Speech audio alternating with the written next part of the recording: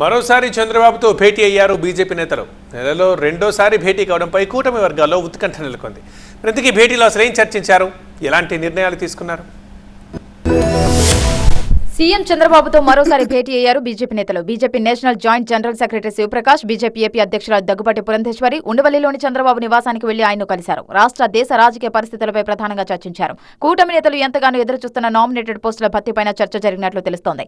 ఎన్నికల టైం నుంచి సమన్వయంతో కలిసి పనిచేస్తున్న కూటమి పార్టీలు ఇక నుంచి మరింత బలంగా ముందుకు వెళ్లాలని భేటీలో నిర్ణయించినట్లు తెలిపారు ఏపీ బీజేపీ చీఫ్ పురంధేశ్వరి. ఈ సమన్వయాన్ని యథావిధిగా అదే విధంగా కొనసాగిస్తూ ముందుకు వెళ్ళినట్లయితే ఈ యొక్క కూటమి ఏదైతే ఉందో బలపడేటువంటి అవకాశం ఉన్నది అని చెప్పేటువంటి విషయం అక్కడ చర్చకు వచ్చింది.